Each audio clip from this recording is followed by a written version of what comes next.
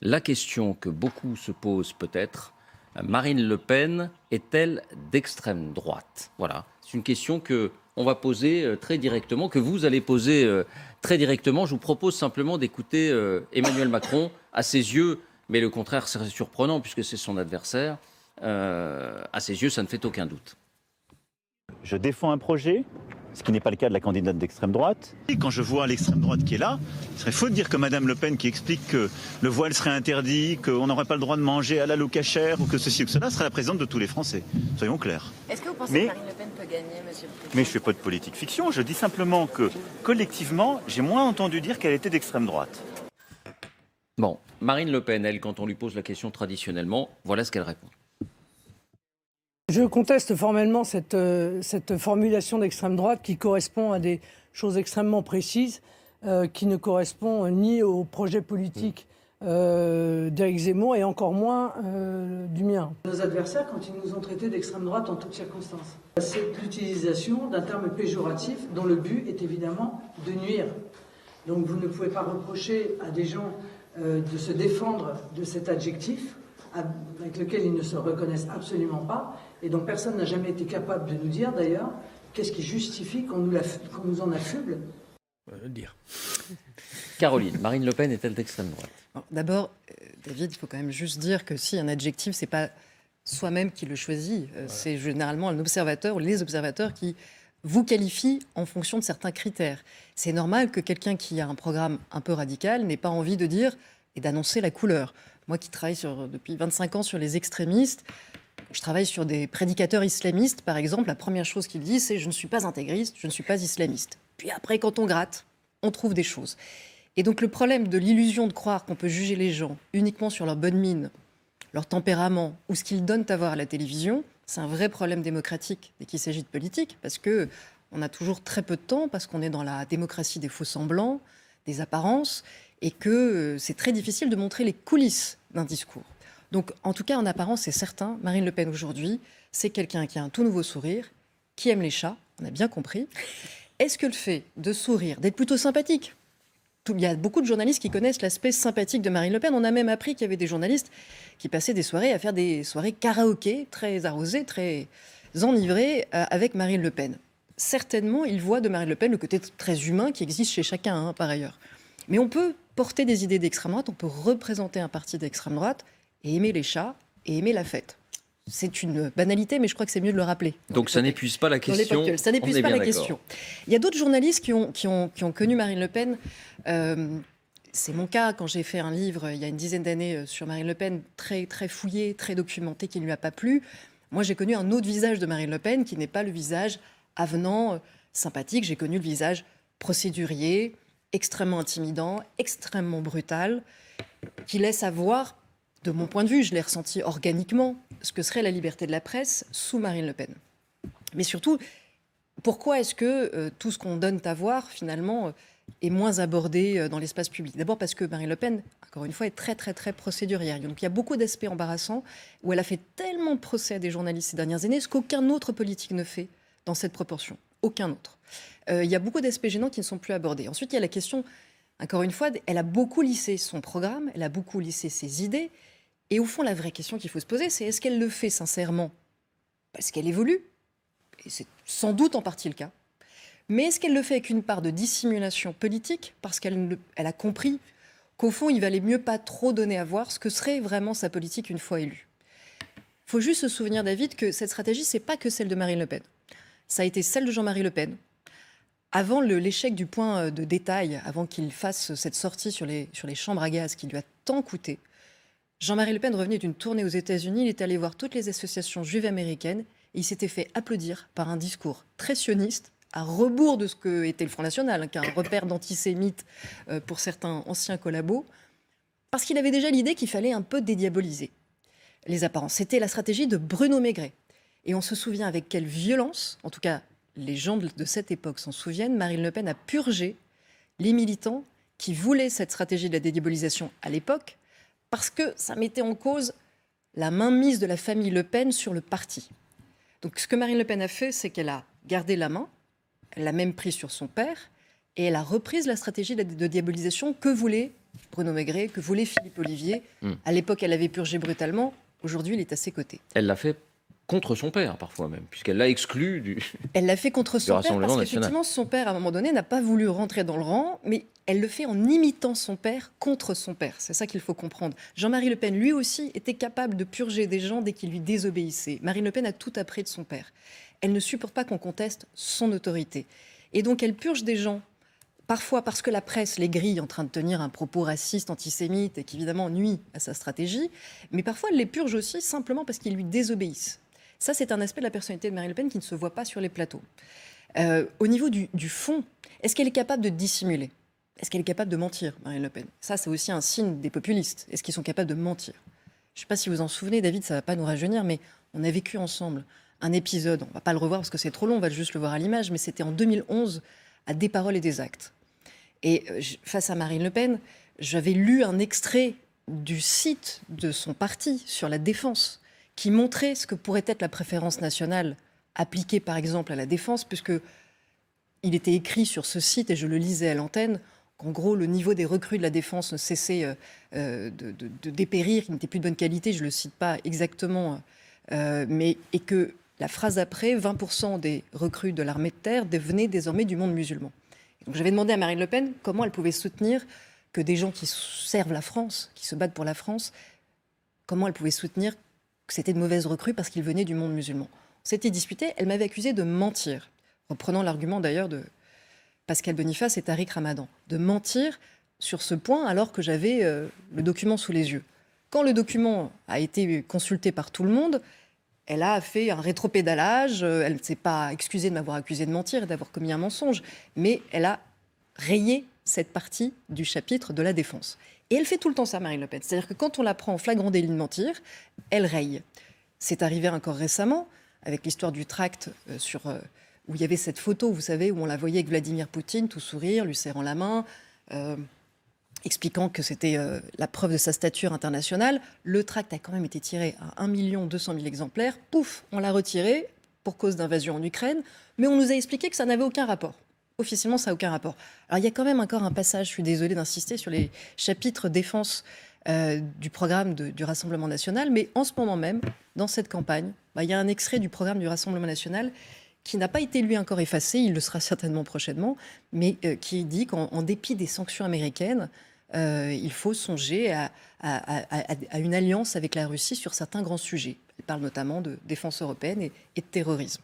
Donc, peut-être que ce passage sera lui aussi retiré. Mais ça nous dit vraiment quelque chose, David, de la stratégie, du fait que c'est une stratégie. Parce que ça n'arrête pas de rebondir. Et nous, on court après pour essayer de dire, oui, mais attendez, là, vos candidates tiennent des propos racistes et antisémites. On les cache. On les cache, mais on les cache pas tous, David. Et c'est ça où il y a quand même quelque chose qui résiste et qui montre que peut-être c'est plus une dissimulation qu'une évolution. Et là, je veux parler quand même de militants et de membres du Rassemblement national que les Français ne voient jamais. Et moi, ça me pose un problème démocratique. On a eu tout un débat, et c'est tant mieux, sur les cabinets de conseil extérieurs d'Emmanuel Macron. On les connaît, les noms de ces cabinets de conseil, ils sont sur la place publique, on peut penser qu'ils coûtent un peu cher, on peut penser qu'on les sollicite trop. Enfin, c'est des polytechniciens, c'est des gens qui sont connus. Les cabinets de conseil de Marine Le Pen, les Français ne les connaissent pas. Et là, on n'est pas en train de parler de McKinsey ou de Capgemini ou je ne sais quoi, on est en train de parler du GUD. Et pareil, les jeunes générations peut-être ont oublié ce que c'était que le GUD. Mais le GUD, c'est juste... Groupe Union Défense. Groupe Union Défense, avec la croix celtique, les rats noirs comme emblème. C'est juste l'école la plus radicale de l'extrême droite française. C'est-à-dire des gens qui sont à la fois antisémites, pour le nationalisme arabe, par antisémitisme, extrêmement radicaux. Or, les membres du GUD, on les retrouve à tous les étages des postes clés, capitaux du Rassemblement national, mais cachés, c'est-à-dire la question des finances. Alors, je ne me fais pas le... Mais comme toujours... Si, vous êtes obligé de faire l'avocat du diable, David, c'est normal. Ils étaient membres du GUD il y a 25 ans. Ils ne le sont plus. Alors, le voilà. GUD, c'était des groupements étudiants.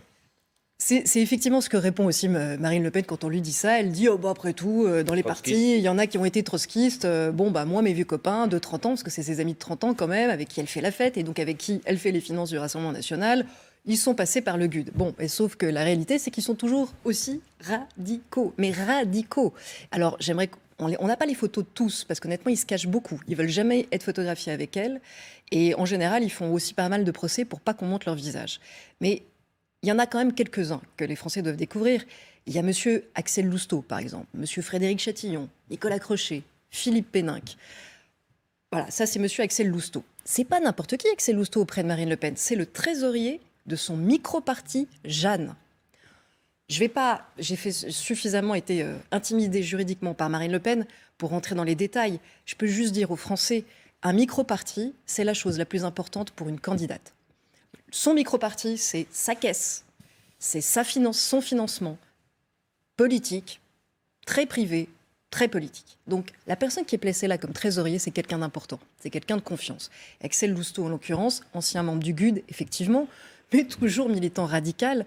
Il a pris la tête aussi de la société Riwal, qui est la société de conseil du Rassemblement national. Et ben, je peux vous dire que si vous n'aimez pas McKinsey, vous devez apprendre à connaître Riwal. Riwal, c'est un nom breton qui a été fondé par ces messieurs dont je vous ai parlé, que des gudards, que des gens qui viennent du GUD, qui sont... Je vais être condamnée si je dis ce que je pense réellement d'eux. Mais extrême droite, c'est léger pour parler de ces hommes-là. Extrême droite, c'est gentil pour parler de ces hommes-là. Ce sont des hommes qui ont créé, par exemple, avec Alain Soral, égalité et réconciliation. Philippe Péninck, Frédéric Chatillon font partie des cofondateurs, des ceux qui ont aidé Alain Soral a créé son mouvement Égalité-Réconciliation. Est-ce que ça remonte pas là aussi Non, mais on ne parle pas. Non, mais je alors, il y a pas longtemps. Pardon, on ne parle pas des années 80 là. On parle d'années beaucoup plus récentes. C'était tout récemment. Égalité-Réconciliation, c'est le groupe qui, juste avant la série d'attentats islamistes que nous avons connus, a fait, de mon point de vue, qui suis spécialiste de ces sujets, le plus monter l'antisémitisme en banlieue. Je pèse mes mots. Les banlieusards, pointés par le parti de Marine Le Pen par un autre volet, la vitrine de Marine Le Pen, qu'on pointe du doigt pour des discours antisémites, complotistes, pro-islamistes. Ils vont beaucoup moins à la mosquée qu'ils n'ont écouté des vidéos de M. Alain Soral et de Dieudonné. Or, derrière Dieudonné et Soral, il y a la GUD Connexion, ces hommes dont je vous ai parlé, qui sont aussi ceux qui tiennent les finances du Rassemblement national, qui sont aussi ceux qui sont, en ce moment même, mis en examen et pour certains condamnés pour le financement illégal du Rassemblement national. C'est des gens réellement très proches. Je vous ai parlé d'Axel Lousteau, trésorier du micro-parti Jeanne. Je pourrais vous parler de Nicolas Crochet, commissaire aux comptes du micro-parti Jeanne, qui a été conseiller économique de Marine Le Pen. Je pourrais vous parler en détail de Nicolas Crochet, pareil, proche d'Égalité-Réconciliation et d'Alain Soral. Ont-ils une influence idéologique sur Marine Le Pen? Mais vous dites qu'ils s'occupent de ses affaires. Non, mais vous voyez la répartition des rôles. Mais ce que je veux dire, non, objectivement, sur la stratégie, non. Puisque la stratégie actuelle de Marine Le Pen, c'est au contraire d'essayer de dire aux Français, méfiez-vous de l'islamisme. Elle a lissé tout le côté ethno-suprémaciste pour le remplacer par un vernis républicain et parfois même laïco-républicain, alors que, pareil, le Rassemblement national a toujours combattu la laïcité. Ils ont même combattu la loi de mars 2004 sur les signes religieux à l'école publique et Marine Le Pen était contre. C'est après qu'elle a opéré ce revirement. À quel moment ils opèrent ce revirement? Souvenez-vous du discours de Valmy, quand Jean-Marie Le Pen commence à opérer un discours moins pétainiste, plus républicain. Qui est son conseiller à l'époque? Qui a écrit le discours de Valmy? Alain Soral. Alain Soral, conseiller spécial de Jean-Marie Le Pen, qui va se fâcher avec Marine Le Pen en 2009 parce qu'il n'a pas eu le poste qu'il voulait aux élections européennes, mais qui reste la marionnette des hommes du Rassemblement national qui tiennent les caisses, les finances du Rassemblement national. Donc vous voyez ce jeu de dupes que les Français ne voient pas. Il y a une vitrine qui dit aux Français « Votez pour nous parce que vous devriez avoir peur des islamistes ». Et il y a en coulisses toute une partie du Rassemblement national qui n'a pas été purgée, qui est toujours au poste clé, qui est toujours dans l'ombre et qui dit « Votez pour nous, jeunes des banlieues, parce que vous devriez avoir peur des Juifs ». Je peux ajouter un exemple, David. Je sais que c'est compliqué à la télévision de donner autant de faits, mais je donne juste un dernier exemple. Monsieur Axel Lousteau, trésorier du micro-parti de Marine Le Pen, a été vu en 2009. Vous allez me dire, c'est vieux 2009, mais vous allez voir, c'est quand même important. Dans une manifestation, avec monsieur Frédéric Chatillon, une manifestation contre, je cite, le génocide palestinien, organisée par le collectif du Cher Yassine et un certain Abdelakrim Sefrioui. Et si les Français ont perdu la mémoire, il faut leur rappeler que monsieur Sefrioui, c'est l'homme qui a fait toute la campagne contre Samuel Paty. Et vous voyez, ça c'est la manifestation. Et le JDD a ressorti une vidéo où on voit monsieur Dieudonné et derrière, il y a monsieur Lousteau, monsieur Chatillon, donc dans une manifestation appelée par 7 islamistes, Abdelkrim Sefrioui. C'est pour vous dire qu'on vit dans un monde compliqué, parce que ce collectif du Cher Yassine, il y a un gouvernement qui l'a fait interdire, c'est le gouvernement d'Emmanuel Macron. Et pourtant, dans l'image des Français, ils vont se dire, Emmanuel Macron, il ne parle pas du soir au matin d'islamisme, Marine Le Pen, elle en parle du soir au matin. Sauf que Marine Le Pen, elle n'a pas coupé, elle n'a pas rompu avec ses amis de 30 ans, qui ont une responsabilité immense dans la montée de l'antisémitisme et de l'islamisme. Et à l'inverse, des gens qui parfois crient moins fort, se font peut-être pas élire sur ces thèmes, prennent des décisions qui soulagent les gens qui luttent contre les antisémites et les islamistes. Et je peux vous dire que la dissolution du collectif du Cher Yassine, ça a soulagé les gens qui se battent sur ces sujets.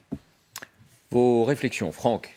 Oui, mais non, mais d'abord, ce constat-là est un constat indéniable. Je pense, au-delà de ça, c'est que Marine Le Pen est l'héritière politique d'une famille qui a combattu le gaullisme, elle est aussi l'héritière de son père. Et donc, de ce fait-là, c'est incontestable que ce mouvement-là est bien sûr a une histoire qui est une histoire d'extrême droite. Je suis désolé, moi, je suis une famille politique où je n'ai pas l'histoire de l'extrême droite. L'extrême droite a voulu nous assassiner le général de Gaulle. Donc, c'est aussi des faits qui sont incontestables. Donc, chaque mouvement politique a son histoire, elle doit l'assumer. Après, les mouvements pro-palestiniens, il y a aussi de l'extrême gauche dans les mouvements palestiniens, comme il y a de l'extrême droite. Elle dit j'ai tourné ces pages-là, le RN n'est plus le même que le FN. Parce que là, on a bien sûr, mais il y a l'autre aspect plus politique. Mais c'est sûr que le RPF, c'est pas les Républicains, c'est une évidence. Mais il y a quand même une histoire commune avec des gens qui ont, d'une façon ou d'une autre, parrainé d'autres. Parce que c'est ça aussi, la transmission. Et la transmission politique, elle a eu lieu dans la famille gaulliste, comme elle a eu lieu dans la famille d'extrême droite. Et comme dans la famille socialiste ou comme d'autres. Donc ça aussi, c'est indéniable et indiscutable. Alors après, savoir dans quel curseur de l'extrême droite elle est, si elle est plus à droite que Zemmour, plus à droite que le GUD, moins à droite, etc. Ça, après, c'est, je dirais, de la sociologie politique qu'il faut regarder en détail. Mais il est clair que dans l'hémicycle, il ne siège pas au centre, il ne siège pas à droite, il siège à l'extrême droite. Thomas ? Ça, c'est indéniable. Caroline a très bien raconté l'aspect groupusculaire caché qu'on doit savoir et qu'elle connaît parfaitement. Et on peut se dire, est-ce que c'est ce que vous demandiez ? Est-ce que, oui, d'accord, mais est-ce que la proposition générale politique est toujours d'extrême droite ? Il y a de la dissimulation. Vous savez qu'elle a remplacé la préférence nationale par la priorité nationale. Et il y a un projet de loi qui doit passer devenir un référendum. Et ça doit passer par l'article 11, et donc ça sera en violation de la Constitution. Et surtout, si les dispositions qui sont dans son programme sont adoptées, elles seront en violation de la Déclaration des droits de l'homme qui, je rappelle, est en préambule de notre Constitution depuis les constituants de 1946, résistants, depuis le général de Gaulle. Donc, il y a un vernis social qui existe dans beaucoup de mouvements d'extrême droite. C'est pas parce qu'on est social qu'on n'est pas d'extrême droite. Mais la proposition politique en termes de démocratie et de liberté ressemble beaucoup à l'illibéralisme de l'Est européen, qui est un projet d'extrême droite. Et pour l'instant... Orban, il a une extrême droite face à lui dans son opposition. Oui, bien sûr, il y a toujours plus d'extrême. Marine Le Pen avait Zemmour aussi. Il y a toujours plus d'extrêmes. Je vais reprendre la comparaison parce que c'est toujours pareil. Les extrêmes se repositionnent toujours parce qu'il y a toujours plus extrêmes qu'eux. Vous voyez, par exemple, les Frères musulmans, c'est un mouvement très islamiste et très dangereux. Mais comme il existe des salafistes djihadistes, ils passent leur temps à dire « Attendez, nous, on est le juste milieu ». C'est la même chose avec le Rassemblement national. Bien sûr qu'il y a toujours plus à droite. Et comme l'a rappelé Thomas, c'est pas parce qu'il y a en plus un discours social qu'on n'est pas d'extrême droite. Le national-socialisme, ça existait dans l'histoire, c'était très social. Emmanuel, est-elle républicaine, d'extrême droite, ou les deux à la fois? Qui sait, après tout Alors, si vous me le permettez, je pense que tout le monde a très bien parlé de Marine Le Pen, de son parti et du côté un peu sectaire de l'organisation. Moi, je voudrais parler du contexte et de cette espèce de d'adoucissement de l'extrême droite qui fait qu'aujourd'hui, c'est même plus un repoussoir dans le débat public et qu'on n'a plus de 21 avril. Il y a une espèce de perversion du débat public. Les repères sont brouillés. Alors, la première chose, c'est ce que vous venez d'évoquer, Caroline, c'est ce que j'appelle la théorie de la copine moche. C'est-à-dire que quand vous voulez sortir quelque part et que vous avez envie de faire bonne impression, il vous faut une copine moche. C'est Éric Zemmour qui a fait la copine moche. Et Éric Zemmour, c'est la copine moche de Marine Le Pen. Comme il est débordé par sa droite, et voilà, c'est la copine moche de Marine Le Pen et elle a l'air beaucoup plus présentable en comparaison. C'est assez trivial de dire les choses comme ça, mais réfléchissez à ça. Voilà, vous avez la théorie de la copine moche. On a compris. Éric Zemmour parle de remigration, etc. Des choses que Marine Le Pen n'ose absolument jamais dire. Donc voilà, elle a l'air quasiment fréquentable par comparaison, en creux, si vous voulez. Ça, c'est la première chose. Et puis bon, voilà, elle est sympathique, comme vous le disiez, elle a travaillé, donc voilà, ça adoucit l'image et elle a l'air moins menaçante. La deuxième chose, c'est que dans notre débat public, tout le monde est devenu facho et tout le monde est devenu d'extrême droite. C'est devenu l'anathème, l'oukase le plus courant du débat public. La droite est évidemment facho, la droite est évidemment d'extrême droite, quelle qu'elle soit. Oui, sauf que l'anathème facho, ça a toujours été. Oui, sauf qu'aujourd'hui, le général de Gaulle était facho, Chirac était facho, tout le monde est facho. Fabien Roussel est un suprémaciste blanc nationaliste. Je vous rappelle quand même où on en est de l'état du débat public. Donc ça, c'est quand même vraiment quelque chose. On a amoindri les concepts. Et la troisième chose, et qui est aussi intéressante, c'est que ce qui était très choquant pour une partie du débat public il y a quelques années, c'est que l'antisémitisme était proscrit et faisait vraiment office de tabou.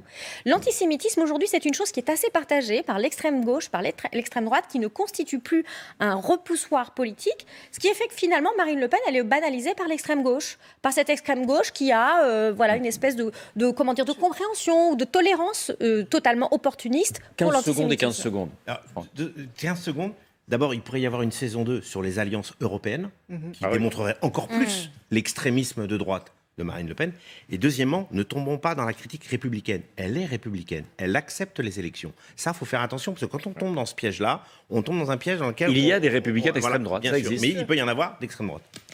Emmanuel a raison de rappeler qu'on a trop usé de faux procès en extrême droite et que du coup, quand vraiment l'extrême droite peut revenir, le procès paraît exagéré. Mais encore une fois, pour comprendre ce que mettrait Marine Le Pen et son entourage, parce qu'elle ne va pas gouverner seule si elle était élue. Il y a forcément des réseaux qui viennent au pouvoir avec elle. Derrière le mot de priorité nationale, derrière le vocabulaire républicain qu'elle Alors on vous déploie. dira, le Danemark fait de la priorité nationale, Oui, la CDU en Allemagne l'a fait. Mais justement, voilà, David, je donne encore voilà. une fois les arguments. Non mais David, justement, c'est ça qui est intéressant. C'est-à-dire qu'une priorité nationale qui vient d'un parti, qui a toute une tradition, des réseaux, des membres dont on sait qu'ils sont réellement républicains et réellement ouverts d'esprit, ne donne pas du tout la même chose que la priorité nationale venant de ce parti, avec cet entourage caché. Et là, il y a une résonance ethno-suprémaciste qui ressortira, et cette vérité ressortira une fois le pouvoir conquis, pas avant. Et comme l'a rappelé Franck, on le sait, à ces modèles internationaux, Viktor Orban, le gouvernement polonais truffé d'antisémites et de gens d'extrême droite, et pardon, je finis en la citant elle-même, elle l'a dit à la BBC, parce qu'elle se lâche plus quand elle est dans des médias étrangers, je partage les grandes lignes de M. Trump et de M. Poutine. Donc oui, sa présidence ressemblerait à quelque chose entre M. Trump, M. Poutine et M. Orban. Et oui, pardon, ça correspond exactement à une politique d'extrême droite. Merci Caroline. Et à mardi prochain, merci Emmanuel, Thomas, Franck d'avoir animé 24 heures avec moi. Place au parti pris. On accueille Jean-Michel Apathy pour la politique, François Langlais qui revient nous voir pour l'économie, Abnous Chelmani pour l'international. Bonsoir à vous quatre. Et c'est vous qui commencez, Jean-Michel. Eh bien, on continue à réfléchir sur Marine Le Pen. On a beaucoup parlé d'Emmanuel Macron, on parle aussi de Marine Le Pen. Gros développement, grosse intervention cet après-midi de Marine Le Pen sur le référendum. Je veux redonner la parole au peuple français et vous dites que c'est une recette populiste. Alors, on va, bien sûr, en arrière-plan, nous nous souvenons des Gilets jaunes, le peuple n'est pas consulté, le référendum d'initiative citoyenne. Marine Le Pen en parle. Écoutez les mots qu'elle a choisis pour chapeauter son intervention et résumer la philosophie qui l'anime à 12 jours du second tour de l'élection présidentielle. Je veux tordre le cou à une espèce de prêt-à-penser qui prospère dans les élites et les médias, selon lequel le peuple français ne serait pas suffisamment apte à décider par lui-même des questions importantes pour son avenir. Mon intention est donc de mettre fin au monopole d'une oligarchie qui s'arroge le droit de décider au nom du peuple en lui concédant trop rarement la parole. L'oligarchie qui décide à la place du peuple, les élites, c'est un discours très connoté, très Populiste. C'est quoi les élites dans un pays? C'est les gens qui ont fait des études et qui ont des postes de responsabilité. Alors ça, si Marine Le Pen s'installe à l'Élysée, il y aura une élite. Donc, elle a quand même des vieux schémas, et à 12 jours de l'élection présidentielle, c'est sous ces vieux schémas qu'elle présente sa réforme des institutions et la multiplication des référendums. Nous écoutons Marine Le Pen. Je propose ici une révolution référendaire. La Constitution sera révisée. D'abord pour rendre plus facile l'organisation de référendums sur tous les sujets. Ensuite et surtout pour instaurer le référendum d'initiative citoyenne, appelé aussi référendum d'initiative populaire. Il faut tordre le cou d'abord au mythe gaulliste. Parce que le référendum, c'est de Gaulle. Il y a eu, en 11 ans de présence de Charles de Gaulle au pouvoir, 5 référendums. 2 sur la Constitution, 2 sur l'Algérie et 1 sur la régionalisation qu'il a perdue. Autrement dit, le référendum n'a jamais été envisagé dans la Ve République pour les sujets de vie quotidienne. Malgré tout, en 2008, je ne sais pas si Marine Le Pen le sait, une réforme constitutionnelle a vu le jour qui permet un référendum sur tous les sujets. Sur tous les sujets, l'article 11 est très clair, c'est-à-dire toutes les réformes relatives aux politiques économiques, politique et sociale. On peut faire déjà un référendum sur tous les sujets. Avec un certain nombre de signatures. C'est le président de la République qui le décide sur proposition du gouvernement ou des 2 assemblées. Alors, peut-être on peut simplifier la démarche. Et l'idée du RIC, c'est cela. C'est-à-dire 500 000 signatures et un projet de loi pourrait être soumis à référendum. Alors, je suis très surpris par le chiffre. 500 000, c'est rien. 500 000, la France insoumise avec son organisation, nous fait un référendum tous les 15 jours. Est-ce que les citoyens ont la tête à des référendums tous les jours? Est-ce que c'est l'intérêt d'un pays d'avoir une campagne électorale permanente à propos de tout? C'est bien parce que, vous savez, on réfléchit à tout ça depuis très très très longtemps. C'est bien parce que les gens qui ont réfléchi à ça, mais il y a 2 siècles, il y a 3 siècles, que l'on a inventé la démocratie participative, qui est jugée beaucoup plus respectueuse d'une société que la démocratie directe. Parce que la démocratie directe, c'est la bataille permanente. Sauf en Suisse. Oui, alors la Suisse, elle a sa culture et nous avons la nôtre. Et si on fait des référendums tous les 15 jours, d'ailleurs ce qui n'est pas le cas en Suisse, je dois bien vous avouer que les Suisses ne peuvent pas être, me semble-t-il, un modèle pour la France parce que les cultures sont très différentes. Je serais très étonné que si elle parvient au pouvoir, Marine Le Pen fera en sorte qu'il y ait beaucoup de référendums parce que ce ne sera pas son intérêt et ce ne sera pas l'intérêt du pays. Si on élit des représentants, c'est bien pour qu'ils fassent ce travail technique et complexe d'écriture de la loi. Et puis, dernier extrait pour Marine Le Pen. Les traités emportant limitation de souveraineté ou adhésion d'un nouvel État à l'Union européenne seront obligatoirement et de plein droit soumis au référendum. Nous l'avons déjà fait, 1972, abstention de 40%. Nous l'avons déjà fait à propos de l'adhésion de la Grande-Bretagne en France. 1988, c'était un peu parallèle. C'est l'accord de la Nouvelle-Calédonie. 66% d'abstention. Les gens délèguent beaucoup au pouvoir. C'est quand même leur travail. Et puis là, ça pose un autre problème parce que le référendum pose ce problème. Si le gouvernement français signe un traité et s'il le soumet au peuple qui n'en veut pas, qu'est-ce qu'il fait le gouvernement? Il dégage. La réintroduction de l'instabilité était précisément ce que la Ve République voulait éviter. Les réflexions constitutionnelles, vraiment, il ne faut pas faire n'importe quoi. Rapidement, le référendum, ça oxygène la démocratie.